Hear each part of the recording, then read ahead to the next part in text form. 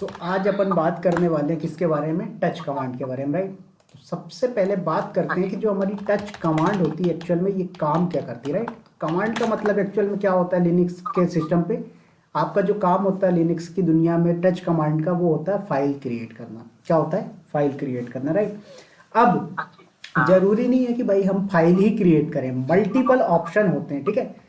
तो यहाँ पर एक जो रियल टाइम आपको यूज केस देखने को मिलेगा कंपनी के अंदर, वो क्या करता है टच कमांड, आपकी जो भी फाइल होती है, क्या होती है, आपकी जो भी फाइल होती है उसका एक्सेस एंड मॉडिफिकेशन टाइम क्या करता है, अपडेट कर देता है। अगर फाइल पहले से एग्जिस्टिंग है, क्या है, अगर आपके पास फाइल ऑलरेडी एग्जिस्ट करती है तो उसका एक्सेस एंड मॉडिफिकेशन टाइम जो भी है, मतलब कोई भी पर्टिकुलर डेटा आप एक्सेस मॉडिफिकेशन टाइम हो गया या फिर ओनली एक्सेस टाइम है, किसी भी चीज़ को आप अपडेट करना चाहते हो तो आप यूज़ कर सकते हो टच कमांड।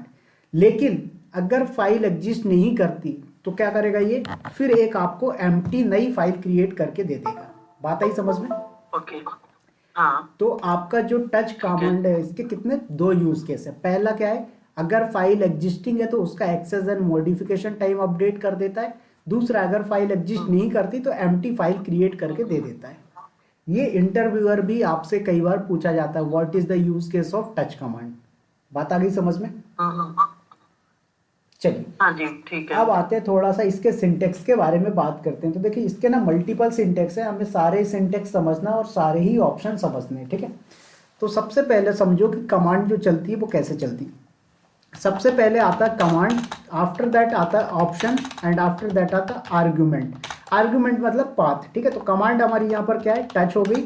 उसके बाद यहाँ पर कोई ऑप्शन है अगर, तो आप ऑप्शन यूज कर सकते हो। लाइक मुझे पता है कि ऑप्शन होता है यहाँ पर -r ऑप्शन होता है, या फिर आप चाहे तो यहाँ पर -a ऑप्शन होता है, राइट।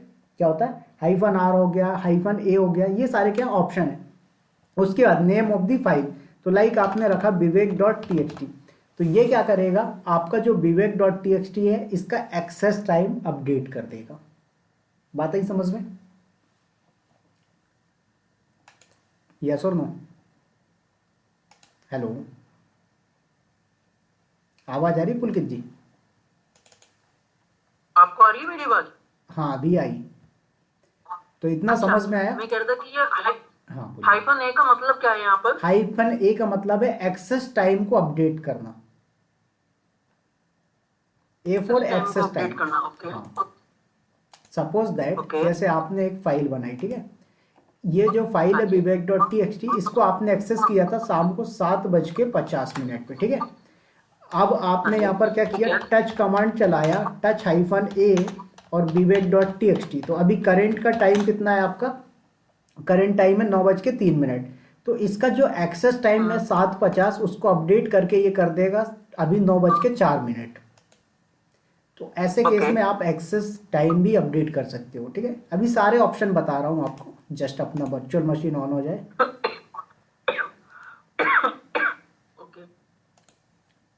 तब तक मैं यहाँ पर ऑप्शन लिख देता हूँ। देखिए तो -a से होता है एक्सेस टाइम, -m से होता है मॉडिफिकेशन टाइम, ओके। उसके बाद यहाँ पर आप चाहते हो कि कई बार ऐसा होता है कि भाई यहाँ पर लाइक क्या बोलूँ, विवेक.txt फाइल अगर अवेलेबल, लाइक आपने कमांड चलाया टच -no क्रिएट। अब ये नो क्रिएट का मतलब क्या करेगा, जैसे आपने लिखा विवेक.txt, तो अगर विवेक.txt फाइल यहाँ पर पहले से एग्जिस्टिंग नहीं करती है तो क्रिएट मत करना। एग्जिस्टिंग करती है तो क्या करना, इसका access time and modification time update कर देना। तो ये ऑप्शन भी आप यूज कर सकते हो। इसी तरीके से आप यहाँ पर ऐसा भी ऑप्शन चला सकते हो, टच -r, उसके बाद old file and new file. इससे क्या होता है कि आपकी जो ओल्ड फाइल होगी उसका जो टाइम होगा वही वाला आप क्या करोगे, न्यू वाले में अपडेट हो जाएगा। ओल्ड फाइल का एक्सेस एंड मॉडिफिकेशन टाइम आप न्यू फाइल में भी अपडेट करवा सकते हो। बात आई समझ में? अब ये तो सारे ऑप्शन है, अभी आपको बहुत सारे ऑप्शन दिखाऊंगा, बट उससे पहले थोड़ा सा मैं आपको दिखाना चाहता हूँ यहाँ पर कि कंपनी के अंदर हम लोग टच कमांड एक्चुअल में यूज क्यों करते हैं, राइट। तो देखिए आपका जो टच कमांड होता है इसका यूज करते हैं हम लोग लॉग मैनेजमेंट की फाइल को अपडेटेड रखने के लिए, या फिर कोई और अदर वर्क करना है तो उन चीज़ के लिए, तो लॉग मैनेजमेंट के लिए हम लोग यूज़ करते हैं टच कमांड। ठीक है, तो जैसे ओल्ड फाइल है, ओल्ड फाइल क्या हो, सपोज दैट आपने एक स्क्रिप्ट लगा दी। अब स्क्रिप्टिंग में क्या किया आपने, टाइम सेट कर दिया कि 30 डेज के बाद ये क्या हो, मेरी फाइल ऑटोमेटिक डिलीट हो जाए। अब लेकिन अगर आपने क्या किया, उसको 30 डेज से एक्सेस नहीं किया, तो उसका एक्सेस एंड मॉडिफिकेशन टाइम क्या होगा आपके पास, ओल्ड वाला होगा। दैट मीन्स 30 डेज के बाद आपकी वो वाली फाइल डिलीट हो जाएगी। तो मैं नहीं चाहता कि मेरी फाइल डिलीट हो, तो मैं क्या करूंगा, इस फाइल का access and modification time update कर दूंगा। तो ऐसे केस के लिए हम लोग क्या करते हैं, प्रोडक्शन एनवायरनमेंट में लॉग मैनेजमेंट के लिए यूज करते हैं टच कमांड का। ओके, बात आई समझ ठीक में? है। चलिए हाँ। अभी दिखाता हूँ इसका यूज केस और अच्छे से समझ जाओगे। तो यहाँ पर मैं लॉग इन कर गया सिस्टम से। देखो अब यहाँ पर मैं आपको एक एग्जांपल दिखाता हूँ।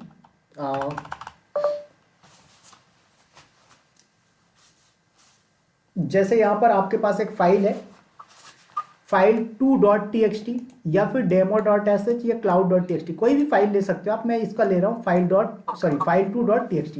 अब देखो किसी भी फाइल के बारे में कोई स्टेटस देखना हो ना आपको, स्टेट कमांड चलाओ, स्टेट और उसके बाद नेम ऑफ द फाइल, तो फाइल 2.txt। देखो इसका एक्सेस टाइम क्या बता रहा है, सॉरी ये तो एक्सेस परमिशन है, ये एक्सेस टाइम क्या बता रहा है, देखो 18 नवंबर 2024 को एक्सेस हुई थी ये फाइल, रात को 9:51 में। तो ये क्या करता है, एक्सेस एंड मॉडिफिकेशन टाइम साथ साथ अपडेट करता है। कब, जब आप फाइल के अंदर कोई चेंजेस करते हो तब। बात ही समझ लें। हाँ ठीक है। उसके बाद बर्थ बता रहा है, बर्थ मतलब ये कब क्रिएट हुई, राइट। तो ये क्रिएट भी उसी टाइम पे हुई थी 2024 में, 18 नवंबर को 9:51 में। ठीक है, अब मैंने क्या बोला कि अगर मैं यहाँ पर टच कमांड चला देता हूँ, क्या करता हूँ, टच कमांड चला देता हूँ और फाइल का नाम लिखता हूँ, तो फाइल 2.txt, राइट। तो ये क्या करेगा, एक नई फाइल क्रिएट करेगा क्या, बिल्कुल नहीं, क्योंकि मैंने क्या बोला, अगर फाइल ऑलरेडी एग्जिस्ट, फाइल बनी हुई है। हाँ, तो फाइल अगर ऑलरेडी एग्जिस्ट कर रही है तो उसका access and modification type change कर देगा। Got it. तो मैंने किया यहाँ पर इंटर। अब इसका जरा स्टेटस देखो, तो ये बता रहा है कि आपने एक्सेस किया है 16 दिसंबर 2024 को 9:08 पर। अब ये आप देख रहे हो इसका एक्सेस टाइम भी चेंज हो गया, मॉडिफिकेशन टाइम भी चेंज। क्या हुआ, एक्सेस टाइम भी चेंज हो गया, मॉडिफिकेशन टाइम भी चेंज हो गया, राइट। मैं चाहता हूं ओनली एक्सेस टाइम चेंज करना, इसका अपडेट करना, चेंज मतलब अपडेट करना, राइट।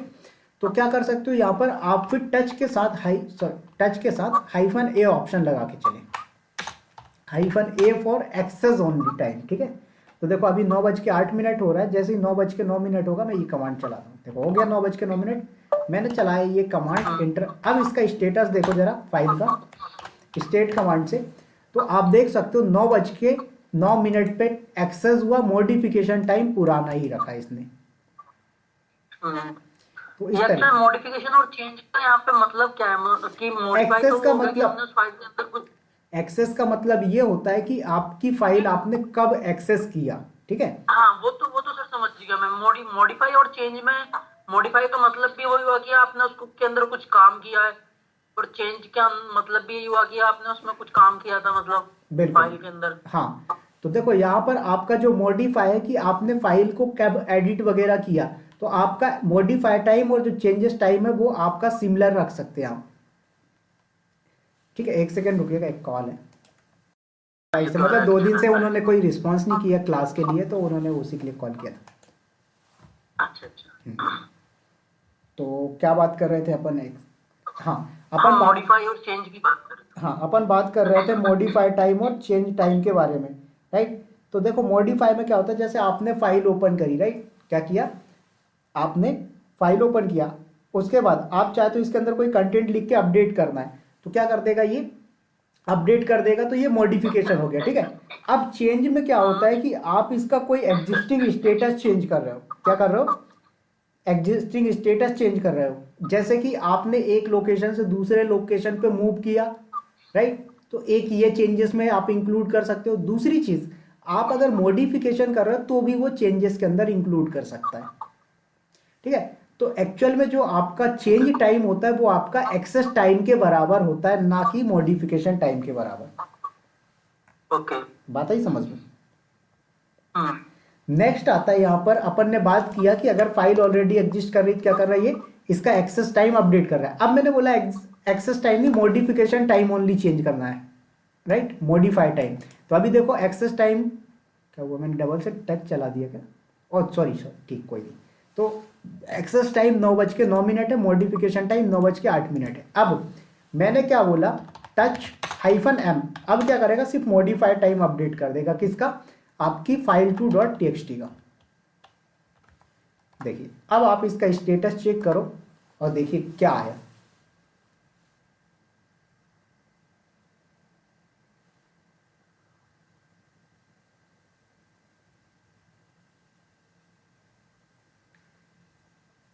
समझ में आया? ये तो वही मॉडिफाई और चेंज को ही इसने 9:12 कर दिया। हाँ हम्म। ठीक है। तो इस तरीके से ये क्या करता है, आपके एक्सेस एंड मॉडिफिकेशन टाइम को चेंज कर सकता है। कब, जब आप -a ऑप्शन लगाओगे तब एक्सेस टाइम चेंज होगा, -m ऑप्शन लगाओगे तो मॉडिफाइड टाइम चेंज होगा। अब लेकिन एक दिक्कत क्या आती है यहाँ पर पुलकित जी, कि ये जो एक्सेस टाइम और मॉडिफिकेशन टाइम अपडेट कर रहा है ना, ये क्या कर रहा है, करंट टाइम को अपडेट कर रहा है। मतलब पिछला टाइम जो था उसको हटाकर करंट का जो टाइम है उसको डाल दे रहा है। बात आई समझ में? मैं चाहता हूं कि नहीं यार, ये नहीं करना चाहिए, कोई कस्टम टाइम दे। मतलब जैसे मैं चाहता हूं अभी 9:13 है, मैंने बोला 9:05 का दे दे। तो उस केस में क्या करेंगे हम, -t ऑप्शन यूज करते हैं, टी फॉर टाइम। क्या करेंगे, -t ऑप्शन यूज करेंगे टी फॉर टाइम का। तो चलिए आते हैं यहाँ पर, कमांड चलाते हैं। टच हो गई कमांड, -t फॉर टाइम। अब टाइम आप जो दोगे वो फॉर्मेट में होना चाहिए पूरा प्रॉपर। तो देखो मैंने क्या बोला, 2024, उसके बाद देखो पहले क्या है, ईयर, उसके बाद मंथ, उसके बाद डेट। तो मंथ क्या मैंने बोला, नवंबर ले लेता हूँ, और 27 नवंबर, ठीक है, इतना दे दिया। अब किसका चेंज करना, मैंने बोला file2.txt का, इंटर। तो क्या बोला, इनवैलिड डेट फॉर्मेट। क्यों, क्योंकि जो डेट फॉर्मेट है आपका उसको प्रॉपर फॉर्मेट को फॉलो करना है, ठीक है। तो मैंने बोला कोई बात नहीं, यहाँ पर क्या है, आपका जो 2024 11/27 है, इसको आप पूरा प्रॉपर टाइम के साथ दे दे। तो टाइम आपका कितना, मैंने बोला 11:30, इंटर हो गया। अब इसका आप स्टेटस चेक करो, स्टेट फाइल का। तो आप देखो 11:30 और ये डेट पे आ गया। ओके। समझ में आया? हाँ ठीक है। तो ये आप इस तरीके से कस्टम टाइम अगर देना चाहते हैं तो आप कस्टम टाइम भी दे सकते हैं। Okay okay. Sorry, hello hello, आवाज आ रही है आपको मेरी? जी जी हाँ आ रही है, बीच में ब्रेक हो गई थी। अच्छा अच्छा। मैं कह रहा था कि शायद इसीलिए है ना, हम यूज करते हैं हाइफन टी की। अगर हमें कोई कस्टम डेट अगर देनी है कि ये वाली फाइल इस तारीख को इतने बजे अपडेट हो जाए ऑटोमेटिक, ये हम हाइफन टी इसलिए यूज कर रहे हैं बस। बिल्कुल ठीक है सर। ठीक है। तो इस तरीके से आप कर सकते हो। नेक्स्ट आता है, अगर मैंने क्या बोला, अब देखो जैसे यहाँ पर एक फाइल देखो, आप कोई भी ls करके देखो, आपके पास यहाँ पर vivek.txt फाइल दिख रही है क्या, दिख रही है क्या, vivek.txt, कौन सी फाइल? vivek.txt, vivek.txt, नहीं नहीं नहीं नहीं नहीं नहीं नहीं। राइट। लेकिन मैंने क्या बोला, टच vivek.txt, क्या करेगा, क्रिएट कर देगा, ये फाइल क्रिएट कर देगा एक। ये आगे क्रिएट हो गया, राइट। लेकिन मैंने क्या सोचा था कि vivek.txt मेरे पास हो तो उसका access and modification time update हो जाना चाहिए। क्या होना चाहिए, उसका access and modification time update हो जाना चाहिए। लेकिन अगर नहीं है तो क्रिएट भी मत करना, राइट। तो मुझे ऐसा कुछ सिनारियो रिक्वायर्ड हो तो मैं यहाँ पर यूज कर सकता हूँ -नो क्रिएट। हाँ जी ठीक है। ठीक है, -नो क्रिएट। अब जैसे मैंने यहाँ पर लिख दिया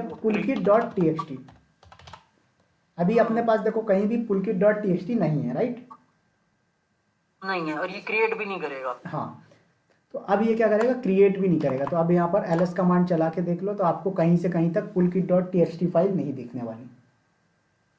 हाँ जी। समझ में आया?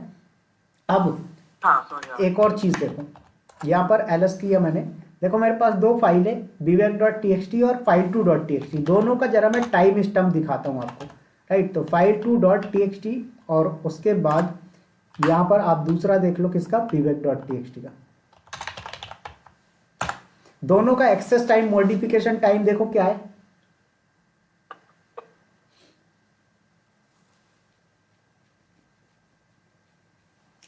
देखो इसका क्या है, ये नवंबर का टाइम है, राइट, और ये करेंट टाइम है। हाँ। मैंने क्या बोला, ओल्ड वाली फाइल का टाइम न्यू वाली फाइल में डालना है, ठीक है। क्या करना है, ओल्ड फाइल का। कैसे डालेंगे, ध्यान से देखना। टच हो गई अपनी कमांड, -r, आर मतलब क्या करेगा, रिकर्सिव कर देगा एक दूसरे का, एक्सचेंज कर देगा टाइम, ठीक है। एक्सचेंज मतलब सॉरी कॉपी कर देगा, ऐसा मान लो। अब ओल्ड फाइल, तो ओल्ड फाइल कौन सी है आपके पास, file2.txt। इसका टाइम स्टम्प किसमें अच्छा, बोलो। ये हमारी ओल्ड फाइल तो कोई भी हो सकती है ना, कोई हाँ, जरूरी कोई नहीं है कि हमने जो पहले बनाई थी वो। हाँ कोई भी हो सकती, बट अभी बता रहा हूँ एक लॉजिक वाली चीज, आप देखना।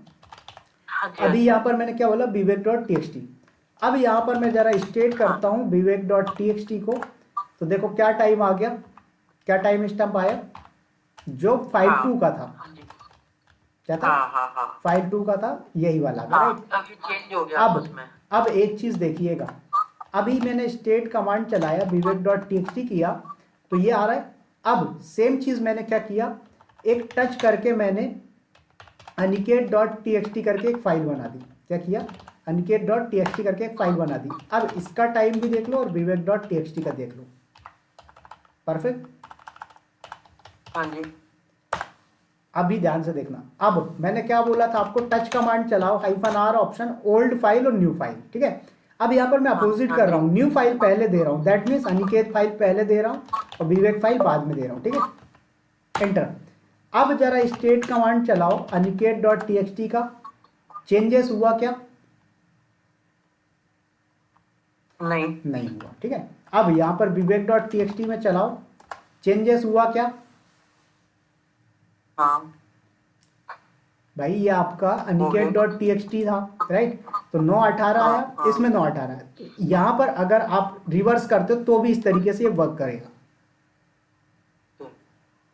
बात है समझ में? ठीक है।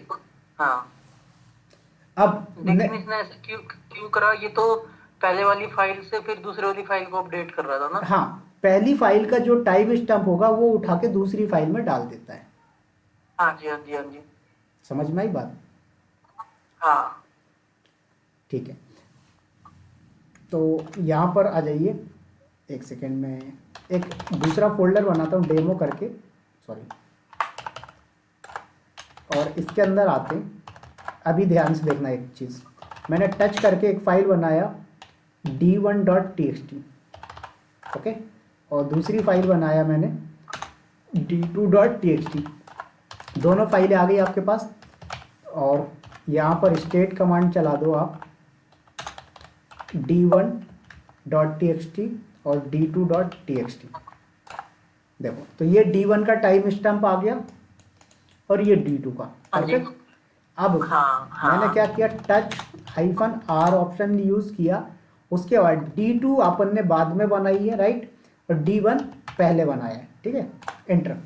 अब एक बार जरा यहाँ पर अपन फिर से चला देते हैं टाइम स्टम्प, तो देखो इसका वाला और इसका वाला, तो ये दोनों के केस में क्या करता है, रिवर्स कर देता है, मतलब पहली वाली फाइल का दूसरे वाली फाइल में कॉपी करवा देगा। हाँ हाँ हाँ हाँ, समझ में आया? हाँ, ये मतलब पहले वाली फाइल जो होती है ना उसको उठा करके दूसरी वाली फाइल में डालता है ये। बिल्कुल, ठीक है। तो इतने सारे यूज केस। अब लेकिन यहाँ पर अभी अपन ने जो फाइल बनाई वो क्या हुआ, सिंगल फाइल बना रहे, तो कई बार रिक्वायरमेंट होती है आपको मल्टीपल फाइल क्रिएट करने की। क्या करने की, मल्टीपल फाइल क्रिएट करने की। जैसे मैंने बोला निकेत जी 2011 से लेकर 2019 तक की फाइल्स क्रिएट कर दो।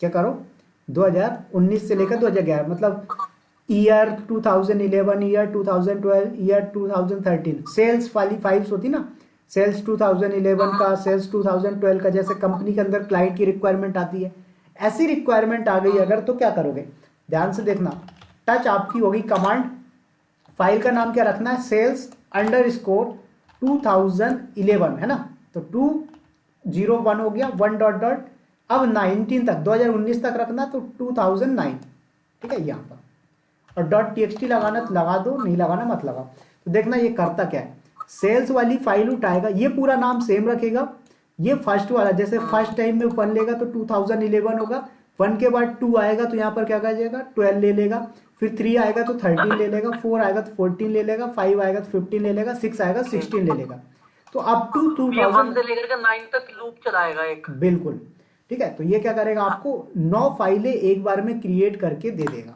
अब देखो यहाँ पर ls कमांड चलाया मैंने, तो आप देख सकते हो ये आपके पास सेल्स 2012, सेल्स 2011, 2013, 2014, 15, 16, 17, 18, 19, तो इस तरीके की कभी रिक्वायरमेंट आती है आपको, तो आपको ये सिंटेक्स यूज में लेना है। बात आ गई समझ में? हाँ हाँ।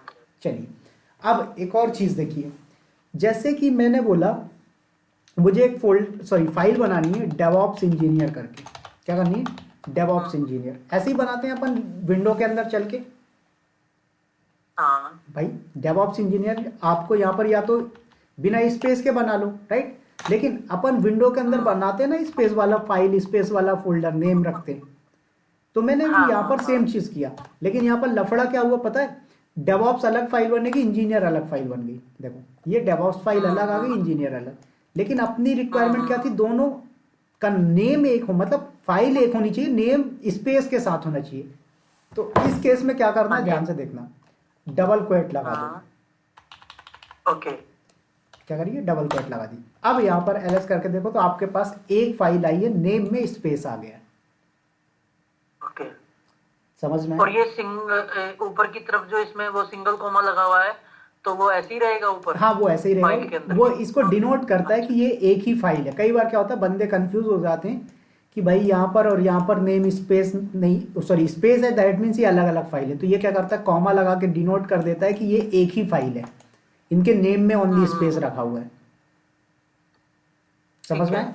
दूसरा एक और तरीका है इसका बनाने का, देखो जैसे आपने टच कमांड चलाया, AWS एडमिन बनाना है, तो देखो अभी ऐसे बना दोगे तो क्या होगा, डायरेक्ट क्रिएट कर देगा अलग अलग, राइट। मैंने बोला क्या एक ही बनना चाहिए, क्या बोलोगे, डबल क्वेट लगा दो। एक और तरीका ये लगा दो स्लैश, ठीक है, एंटर। अब ls कमांड चला के देख लो, तो अब भी आपके पास AWS एडमिन आया, वो भी इसी तरीके से बन के आ गया। समझ में आया?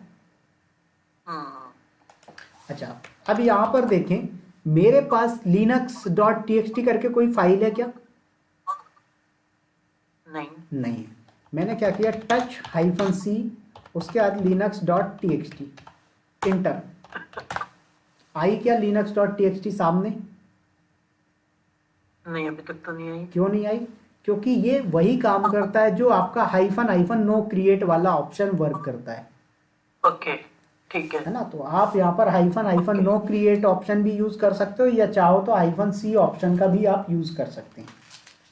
ओके, ठीक है, तो इतने सारे ऑप्शन हैं ये टच कमांड यूज करने के, आप चाहो कोई सा ऑप्शन यूज कर सकते हो। टेंशन नहीं लेना है कि सारे ऑप्शन पढ़ना है, वही पुराना तरीका, टच हो गई कमांड, हाइफन हेल्प, एंटर, सारे ऑप्शन आपको बता दिया इसने। देखो ए से change only access time, right. C से -c से क्या करेगा, don't create any file, hyphen no create से डोंट क्रिएट एनी फाइल। उसके बाद -d से क्या करोगे, आप डेट दे सकते हो स्ट्रिंग फॉर्मेट में, किसका, करंट टाइम का यूज किए हुए बिना, ठीक है। और दूसरी चीज आपको यहाँ पर -t ऑप्शन भी मिलता है, बट दोनों में डिफरेंस क्या होता है कि भाई आप यहाँ पर d में डेट दे सकते हो, -t में डेट के साथ टाइम भी दे सकते हो। हाँ, टेल टाइम स्टैम्प हो गया -t में, तो ठीक है। तो इस तरीके से आप प्रोवाइड करवा सकते हो। इसी तरीके से आपको क्या करना है, वर्जन वगैरह देखना है तो हाइफन वर्जन चला सकते हो। ठीक है। तो ये आपकी थी टच कमांड। नेक्स्ट आते हैं अपन mkdir कमांड के ऊपर। किस पे? mkdir। तो जरा बात करते हैं कि ये mkdir कमांड करती क्या है, राइट। तो जो mkdir है ये आपका फोल्डर क्रिएट करने के लिए काम में आती है। जो अपन डायरेक्टरी क्रिएट करते हैं, सॉरी डायरेक्टरी, अगर आप इसको विंडो की दुनिया में बोलते हैं तो फोल्डर बोलते हैं, राइट। तो मुझे अगर डायरेक्टरी क्रिएट करना हो तो अपन क्या करते हैं, mkdir कमांड यूज करते हैं। अब इसके भी अलग अलग ऑप्शन है, तरीके हैं, ध्यान से देखना है अपन को। पहला तरीका क्या है, mkdir हो गई command, after that option and then path, किस पाथ में बनाना है, राइट। तो अभी तक मैंने जो क्रिएट की थी वो सारी करेंट पाथ में ही क्रिएट कर रहा था, राइट। लेकिन अगर आपको कोई पर्टिकुलर पाथ में क्रिएट करना है तो आप पर्टिकुलर पाथ भी डिफाइन कर सकते हैं, ठीक है। चलिए तो यहाँ पर आ जाइए। सपोज दैट मैंने क्या बोला, mkdir हो गई कमांड, उसके बाद -m हो गया ऑप्शन। m मतलब होता है कि परमिशन क्या देना चाहते हो, ठीक है। तो अभी यहाँ पर ऑप्शन को स्किप कर दो, डायरेक्टरी ओनली देखो। मैंने बोला पाइथन नाम से एक डायरेक्टरी बनाना है, तो mkdir पाइथन, तो ये क्या करेगा पुलकित जी, पाइथन नाम का एक डायरेक्टरी क्रिएट करेगा, बट किस लोकेशन में क्रिएट करेगा, करंट लोकेशन में, करंट फोल्डर में। समझ में आई बात? ओके। आफ्टर दैट अगर आपको किसी स्पेसिफिक में करना है तो उसका पाथ दो। सपोज मैंने बोला /etc के अंदर बनाना है, तो /etc/python, तो अब ये क्या करेगा, etc के अंदर पाइथन नाम की डायरेक्टरी क्रिएट करके देगा आपको। ओके, बात ही समझ में। चलिए आते हैं यहाँ हाँ पर। ठीक है। तो कस्टम पाथ में अभी मैं नहीं कर रहा हूँ, इसी पाथ में कर रहा हूँ, कस्टम आपको दिखाता हूँ, ठीक है। mkdir और पाइथन नाम से मैंने एक डायरेक्टरी क्रिएट कर लिया। अब यहाँ पर ls-ld करो जरा, पाइथन पहले ls कर लो ओनली, ठीक है। देखो तो आपको दिख रहा है कहीं पर पाइथन करके डायरेक्टरी, बिल्कुल दिख रहा है, राइट। अब इस पे क्या परमिशन असाइन हुई है वो भी देखो। तो यहाँ पर क्या कर सकते हो, ls-ld और आफ्टर दैट पाइथन हो गई आपकी कमांड। तो देखो ये क्या बता रहा है, rwx, उसके बाद rx एंड देन rx। तो ये क्या कर रहा है, यूजर को ये परमिशन है, फुल परमिशन, ये ग्रुप को है, ये अदर को। परमिशन मैनेजमेंट आगे पढ़ाऊंगा, बट अभी इतना समझो, ये जिस फाइल या डायरेक्टरी को जिस यूजर ने, जिस ऑनर ने क्रिएट किया उसको ये परमिशन है, फुल परमिशन। फिर ग्रुप मेंबर्स जो हैं उनको ये परमिशन है, उसके बाद अदर यूजर को ये परमिशन है, राइट। तो इस तरीके से अपन ने दे दिया। लेकिन मैं चाहता हूं कि मैं जब डायरेक्टरी क्रिएट कर रहा हूं तभी कोई परमिशन सेट कर दूं, तो क्या पॉसिबल है? बिल्कुल पॉसिबल है। सपोज दैट मैंने यहां पर क्या किया, mkdir -m मतलब होता है कि मॉडिफाई कर रहे हैं हम किसको, परमिशन को। क्या परमिशन देना चाहते हो, मैंने बोला 777 दे देता हूं। 777 मतलब क्या होगा पुलकित जी, कि ऑनर को भी फुल परमिशन हो गई, ग्रुप मेंबर्स को भी फुल परमिशन हो गई, और अदर यूजर्स जो होंगे सबको फुल परमिशन मिल जाएगी, ठीक है। अब कहां पर, मैंने बोला जावा नाम पे। अभी देखो ये ज्यादा लोड नहीं लेना परमिशन वाले टॉपिक से लेकर, मैं ऑप्शन बता रहा हूं कि आप कस्टम परमिशन के साथ डायरेक्टरी क्रिएट करना चाहते हो तो ऐसे क्रिएट कर सकते हो। देखो हो गई क्रिएट, ls करके देखो, ls-ld और आफ्टर दैट जावा, इंटर। देखिए क्या permission I, full, full and full. तो इस तरीके से आप डायरेक्टरी को कस्टम परमिशन के साथ क्रिएट कर सकते हो, ओके ठीक है। अब अच्छा, ये जो कलर चेंज हो रहा है, जैसे इसमें ग्रीन कलर आया, ऊपर वाले में ब्लू था, ये परमिशन के अकॉर्डिंग है? नहीं, देखो ये ब्लू वाला जो है ये डिफॉल्ट परमिशंस होती है तब आता है, ठीक है। लेकिन ये जो ग्रीन कलर आता है ये तब आता है जब आप फुल परमिशन दे देते हो किसी भी फाइल या डायरेक्टरी पे। जैसे यहाँ पर ये जो फाइल्स दिख रही हैं आपको ग्रीन कलर की, इसका मतलब है इनको सभी को एग्जीक्यूट करने की परमिशंस है। तो सेम चीज यहाँ पर आपकी डायरेक्टरी पे भी फुल परमिशन दे दी है, इसलिए ये क्या है, ग्रीन हो जाती है। ओके, समझ में आया? हाँ हाँ जी। चलिए अच्छा, अब यहाँ पर एक चीज नोटिस कर रहे हैं आप अपन पुलकित सर, सपोज आप कोई भी डायरेक्टरी क्रिएट कर रहे हो, राइट। तो ये क्या कर रहा है, चुपचाप बना के दे रहा है, बता नहीं रहा है कि बन गई, राइट। जैसे जावा की जगह मैंने ले लिया लिनक्स नाम की एक डायरेक्टरी, कोई आउटपुट दिखा क्या, क्रिएटेड नॉट, राइट। नहीं नहीं, कुछ तो पता मैं नहीं लग रहा बनी है नहीं बनी। बिल्कुल इसी तरीके से अगर मैं यहाँ पर क्या करूँ, mkdir AWS करके एक फोल्डर क्रिएट करता हूँ, बन गई, पता ही नहीं लग रहा, राइट। तो मैं क्या चाहता हूँ यार, क्रिएट होने के बाद पता तो लगना चाहिए क्रिएटेड। तो क्या करो, यहाँ पर mkdir कमांड के साथ साथ आप -v ऑप्शन भी यूज करें, v फॉर वर्बोस, मतलब प्रिंट करके देगा। जैसे अगर आपने थोड़ा सा पाइथन देखा होगा तो पाइथन में प्रिंट सिंटेक्स यूज करते हैं स्क्रीन पे प्रिंटिंग के लिए, राइट। हाँ जी, हाँ तो जी। ऐसे ही, तो मैंने बोला आईफोन नाम का एक फोल्डर बनाना है, इंटर किया, बता रहे क्रिएटेड डायरेक्टरी आईफोन। ओके तो इस तरीके से आप यूज कर सकते हैं। बात आ गई समझ में? हाँ उसके बाद अगर मुझे नेम स्पेस के साथ करना तो वही टच कमांड वाला सिंटेक्स, ठीक है। जैसे मैंने बोला अजोर एडमिन, तो ये क्या होगा, अलग अलग डायरेक्टरी क्रिएट होगा। मैं एक बनाना चाहता हूँ, क्या करूँ, या तो डबल क्वेट में दे दूँ या फिर वो रिवर्स वाला स्लैश दे दूँ, राइट। तो भी ये क्या करेगा, सिंगल डायरेक्टरी क्रिएट करके देगा। तो देखो AWS सॉरी अजोर एडमिन ये आपके पास आ चुका है। बात आ गई समझ में? चलिए, तो अब इनको थोड़ा सा मैं डिलीट कर देता हूँ। आप डिलीट पे मत जाना अभी, क्योंकि डिलीट की मैं अलग से आपको कमांड बताऊंगा सेपरेट। ठीक है। तो मैं यहाँ पर डिलीट कर रहा हूँ जो भी अपन ने क्रिएट किया हुआ है,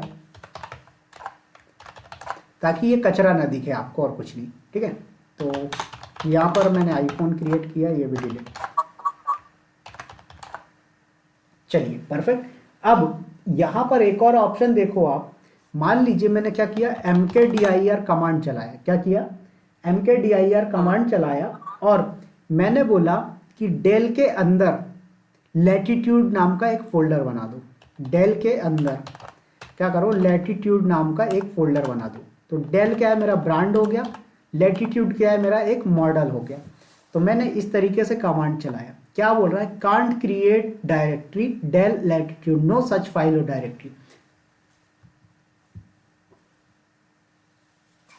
क्या रीजन है ऐसा एरर आने का? क्योंकि हमने डेल नाम का कोई फोल्डर बनाया ही नहीं है। बिल्कुल, हमने ना डेल नाम का कोई फोल्डर बनाया है और ना ही पहले से एग्जिस्टिंग है, राइट। तो इसलिए ये क्या कर रहा है, एरर दे रहा है। तो मैंने क्या बोला कि इसको सॉल्व करना हो तो कैसे कर सकते हो। पहला तरीका है, पहले आप डेल बनाओ फिर उसके अंदर लैटिट्यूड बना दो, राइट। दूसरा तरीका है कि आप -p ऑप्शन यूज कर लो। यहीं पर P4 होता है पेरेंट डायरेक्टरी, ओके। ठीक है। और मैंने कर दिया इंटर। अब देखो एरर नहीं दिया इसने, बन भी गया। क्या बना, डेल। डेल के अंदर क्या करो, ls करो डेल को, तो इसके अंदर लैटिट्यूड दिखेगा। ओके। देखो, राइट। cd करके भी डेल के अंदर आ जाओ और यहाँ पर भी ls करके देख सकते हो। तो इस तरीके से आप पेरेंट डायरेक्टरी क्रिएट कर सकते हो। अब देखो डायरेक्टरी क्रिएट क्यों की जाती है, ये तो कोई बताने की चीज़ ही नहीं है, बहुत बेसिक सी चीज़ है कि अगर आप अपना डेटा सेपरेट करके रखना चाहते हो, राइट। लाइक कोई जावा डेवलपर है, वो जावा फोल्डर के अंदर जावा से रिलेटेड सारी फाइल्स रख सकता है। पाइथन डेवलपर है, वो सारी फाइल्स पाइथन के अंदर रख सकता है। तो ये क्या करता है, आपके फाइल को प्रॉपर तरीके से, फाइल्स या डेटा को प्रॉपर तरीके से अरेंज करने के लिए फोल्डर या डायरेक्टरी का यूज़ करते हैं, ठीक है। सेम चीज़ है जो अपन कॉमन लाइफ में यूज़ करते हैं, वही चीज़ आप प्रोडक्शन में भी देखेंगे डायरेक्टरी के केस में। लेकिन यहाँ पर जो एक ऑप्शन अपन ने यूज़ किया -p वाला, ये थोड़ा सा लॉजिक है कि भाई ऐसा क्यों करते हैं, इसकी क्या ज़रूरत हो गई थी, राइट। क्या बोला मैंने कि प्रोडक्शन के अंदर अगर हम -p वाला ऑप्शन यूज़ कर रहे हैं तो ऐसा क्यों कर रहे हैं, क्या ज़रूरत है। कई बार क्या होता है, तो बस ये रिक्वायरमेंट थी कि अगर हम बोलिए बोलिए बोलिए, आप बोलिए। मैं कह रहा था कि इसकी तो बस ये -p की तो इसलिए हमें जरूरत पड़ेगी, हमें बार बार डायरेक्टरी ना बनानी पड़े, पेरेंट डायरेक्टरी, वो हम कमांड से हमारी जनरेट हो जाए। बिल्कुल। अब देखो जैसे इसका एक रियल एग्जांपल देता हूँ। कई बार क्या होता है, हम लोग yum इंस्टॉल httpd करते हैं, जो कि क्या है, आपका एक अपाचे सर्वर है जो क्लाउड पे अमेजोन लिनक्स या फिर रेडिट पे यूज़ किया जाता है, ठीक है। जो क्या है, वेब सर्वर है जिस पे हमारी वेबसाइट वगैरह रन होती है। अब उस पर एक पाथ बनता है। पाथ क्या होता है, ध्यान से देखना। वैर के अंदर www के अंदर HTML वाला एक फोल्डर बनता है। अब लेकिन मान लीजिए इसके अंदर मुझे क्या करना है, www के अंदर बिन CGI-bin इस नाम से फोल्डर बनाना है। अब ये फोल्डर क्या होता है, बैकएंड से कनेक्टिविटी जब रखनी होती तब ये क्रिएट किया जाता है। तो मान लीजिए मुझे क्या करना है, CGI-bin क्रिएट करना है। तो पहला तरीका क्या है, मैं इसके अंदर जाऊं और फिर क्रिएट कर दूं। दूसरा तरीका, आपको वहां जाने की जरूरत नहीं है, -p ऑप्शन लगा दो। ये पाथ अगर एग्जिस्टिंग है तो अच्छी बात है, नहीं है तो भी क्रिएट करके दे देगा। तो ऐसे केस के लिए हम लोग -p ऑप्शन का यूज करते हैं। बात आ गई समझ में? हाँ जी, हाँ जी। चलिए, अब आपने ये सारी चीजें देखी, फाइल कैसे क्रिएट करते हैं, फोल्डर कैसे क्रिएट करते हैं, राइट। अब नेक्स्ट आता है कि अगर मुझे कोई डायरेक्टरी या फाइल को डिलीट करना हो तो कैसे करेंगे, ठीक है। तो इसके लिए हम लोग यूज करते हैं rm कमांड। क्या यूज करते हैं, rm कमांड। तो rm का मतलब होता है रिमूव। कमांड का हमें फुल फॉर्म याद करने की जरूरत नहीं है, हमें कमांड याद रहनी चाहिए बस। देखो सबसे पहले आता है कमांड, उसके बाद आता है ऑप्शन, तो लाइक -r या फिर v, उसके बाद फाइल या फोल्डर का नाम, ठीक है, लाइक ये। तो इस तरीके से डिलीट हो सकता है, लेकिन ये क्या है, यहाँ पर सिर्फ फाइल डिलीट करेगा, फोल्डर डिलीट करना होगा तो पता है क्या करना है आपको, यहाँ पर -r ऑप्शन लगाना पड़ेगा, फिर ये डायरेक्टरी को डिलीट करेगा। लाइक आपने बोला पाइथन डिलीट करना है तो -r ऑप्शन लगाइए। ओके चलिए आते हैं, इसको दिखाता हूँ। देखो अपने पास डेल नाम का डायरेक्टरी क्रिएटेड है, मैंने बोला rm-v फॉर मतलब वर्बोस। तो पहले मैं आपको file2 डिलीट करके दिखाता हूँ, ठीक है, file2.txt, देखो डिलीट कर दिया और दिखा दिया। अगर मैं v ऑप्शन यूज नहीं करता हूं तो ये दिखाएगा नहीं, सिर्फ डिलीट कर देगा, वो दिखाएगा नहीं। हाँ हाँ ठीक है। सेम चीज मैंने क्या बोला यहाँ पर, मैं यहाँ पर -r ऑप्शन यूज करूँ, सॉरी r नहीं, r बाद में करूँगा, पहले देखो मैं डेल को डिलीट करने की कोशिश करता हूँ। क्या बोल रहा है, can't remove Dell is a directory, ये एक डायरेक्टरी है, इसको रिमूव नहीं कर सकते। तो हमने बोला रिमूव करना है, तो उसने बोला आप -r ऑप्शन यूज करो। तो देखो r और v की पोजीशन जो है ना चेंज हो सकती है किसी भी कमांड में। अगर पुलकित जी एक से ज्यादा ऑप्शन एक साथ यूज हो रहे हैं तो उनकी पोजीशन चेंज हो सकती है, इसमें कभी भी टेंशन नहीं लेना है, कोई फर्क नहीं पड़ता उससे, ठीक है सर। ठीक है। तो मैंने लिखा -rv और उसके बाद डेल, क्या कर दिया इसने, डिलीट कर दिया, इसने डिलीट कर दिया, ठीक है। अब कई बार क्या होता है कि आप डिलीट करते हो तो ये डिलीट करने के लिए पूछता है कि आप इसके अंदर से डिलीट करना चाहते हो। तो जब आप 100% श्योर हो कि हाँ मुझे डिलीट ही करना है, तो आप, जैसे एक एग्जांपल देता हूं आपको,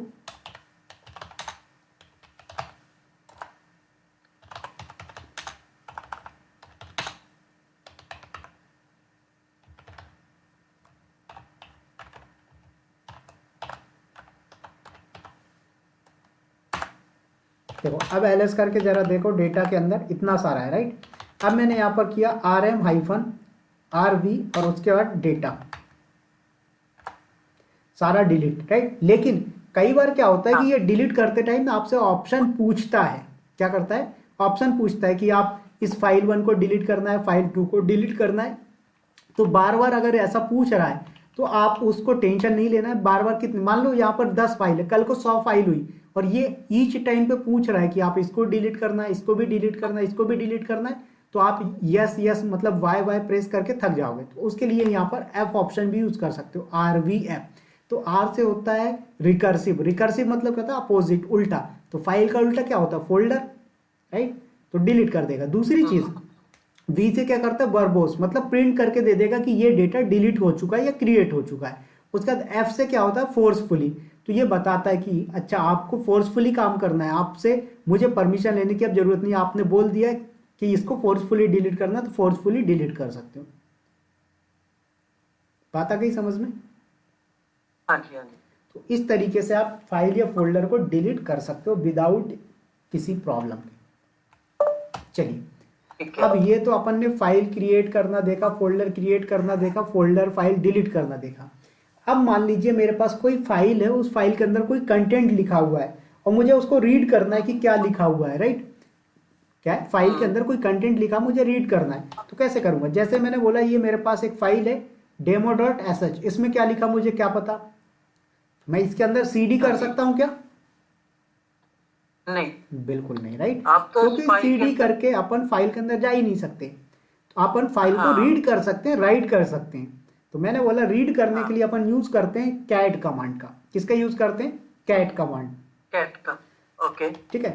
तो कैट हो गई आपकी कमांड, उसका जिस फाइल को रीड करना उस फाइल का नाम। तो मैंने बोला demo.sh को रीड करना, तो इंटर, तो ये दिखा रहा है कि अच्छा ये demo.sh है, इस फाइल के अंदर ये लिखा हुआ है, ये एक सेल स्क्रिप्टिंग लिखी हुई है, राइट। तो इस तरीके से अपन ने रीड कर लिया। अब मान लीजिए कि मैंने बोला कि क्या एक से ज्यादा फाइलों को रीड किया जा सकता है एक बार में? बिल्कुल किया जा सकता है। जैसे मैंने बोला यहाँ पर cloud.txt, इंटर। तो cloud.txt में कोई डेटा नहीं है, तो एक काम करता हूँ मैं पहले कोई डेटा डाल देता हूँ cloud.txt पे, ठीक है। पाइथन, जावा, लिनक्स, AWS, PHP, अजोर, डॉकर, इतना मैंने लिख दिया, परफेक्ट। इसको मैंने सेव करके बाहर आया। अभी कैसे लिख रहा हूँ इसको टेंशन नहीं लेना, ठीक है। कैट किया मैंने किसको, demo.sh को, और उसके बाद cloud.sh को। देखो तो दोनों फाइलों में जो डेटा है एक बार में रीड किया जा सकता है। ये फाइल 1 का डेटा हो गया, ये फाइल 2 का डेटा हो गया। तो कई बार इंटरव्यूअर ना, देखो कंपनी के अंदर ये काम नहीं आता है, लेकिन इंटरव्यूअर को क्या है, बंदे को काटना है, छांटना है, राइट। तो बंदा से कुछ भी क्वेश्चन पूछ लिया जाता है। तो कई बार वो ऐसे बेसिक क्वेश्चन भी पूछ लेते हैं कि आप कैट कमांड से एक बार में 2 फाइल रीड कर सकते हो, बिल्कुल कर सकते हैं, कोई दिक्कत नहीं। बात आ गई समझ में? हाँ जी। अब नेक्स्ट एक और क्वेश्चन पूछा जाता है कभी कभी कि क्या आप कैट कमांड से फाइल क्रिएट कर सकते हो? तो बिल्कुल क्रिएट की जा सकती है। कैट कमांड से फाइल को क्रिएट किया जा सकता है। कैसे? ध्यान देना, कैट हो गई कमांड, उसके बाद आता है आपका ग्रेटर देन का सिंबल। किस नाम से फाइल बनानी? मैंने बोला india.txt से। इंटर, कर्सर ब्लिंक कर रहा है। अब ये क्या बोल रहा है, बताओ क्या लिखना है इसके अंदर। तो मैंने लिखा वेलकम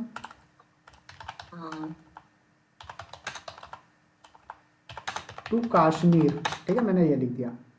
और इसको सेव करना है तो दूसरी लाइन में आओ और कंट्रोल डी प्रेस कर दो, सेव हो गई फाइल। कैसे पता लगेगा?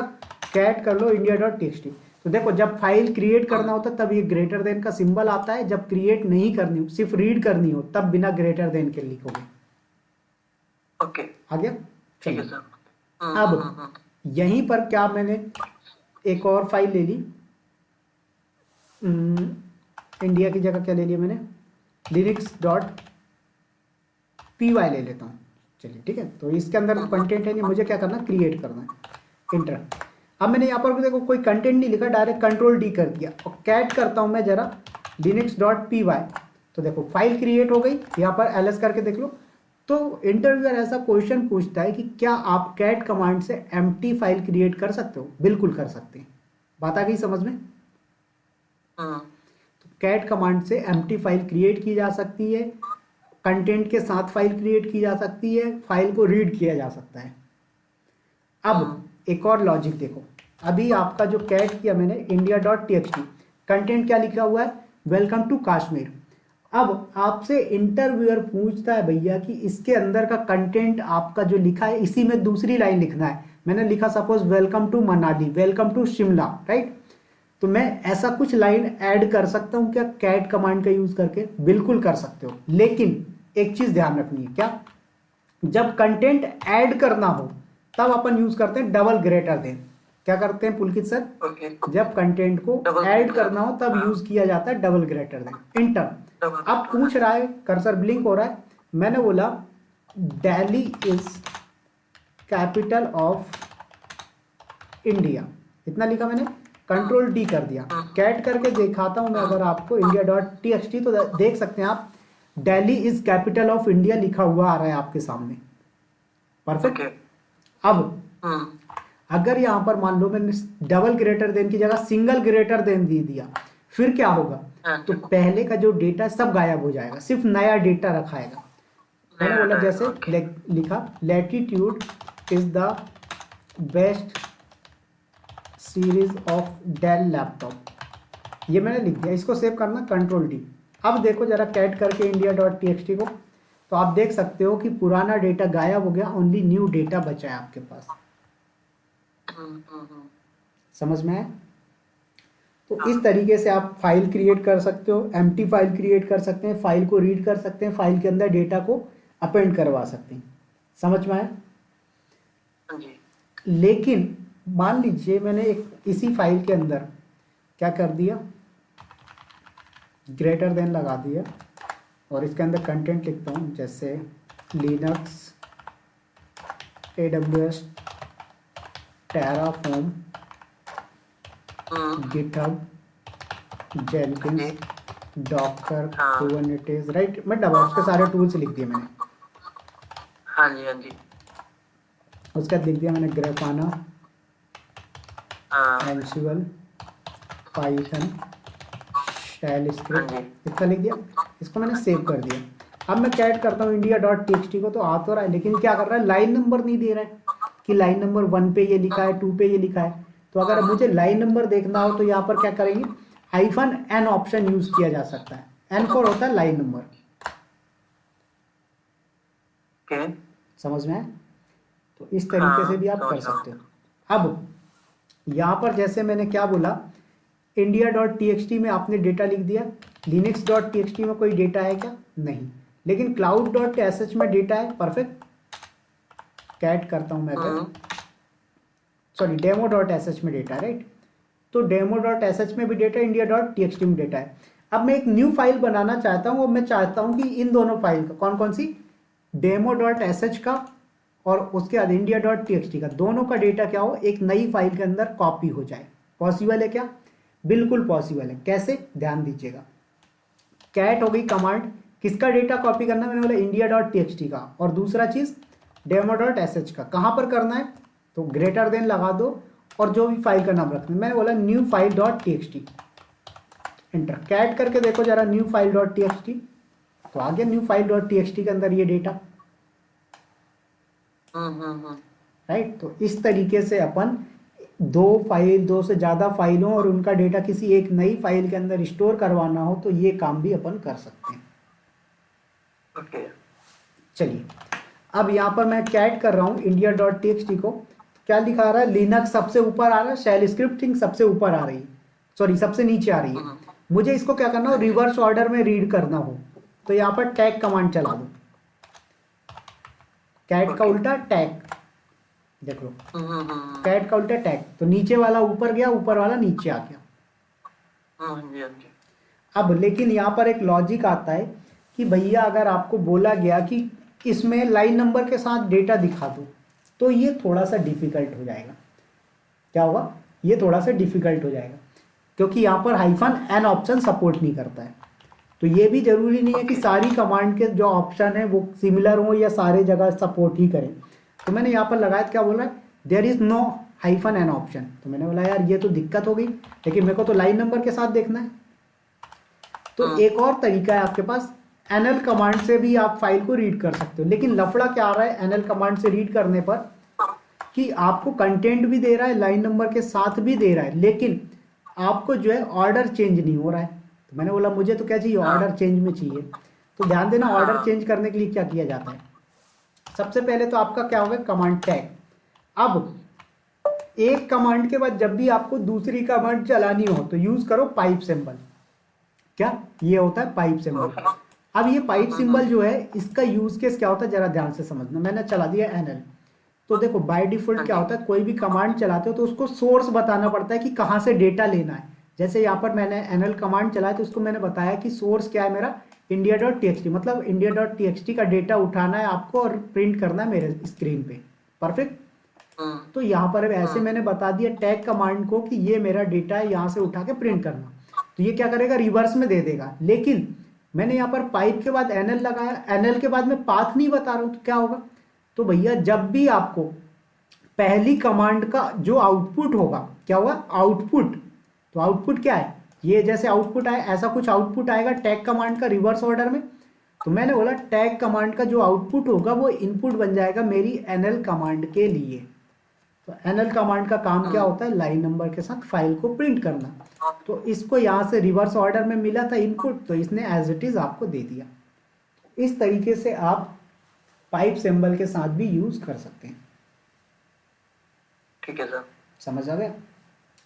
हाँ, अब समझ आ गया। यहाँ पर जरूरी नहीं है कि आप nl ही यूज करो। और ऐसी कौन सी कमांड अपन ने पढ़ी है जो लाइन नंबर के साथ फाइल को रीड करती है? अभी पढ़ के आए अपन, cat-n। परफेक्ट। हाँ। तो ये भी क्या करेगा, सेम काम करेगा जो आपका nl कर रहा था। ठीक है, समझ आ गया? तो इस तरीके से आप इसको यूज कर सकते हैं।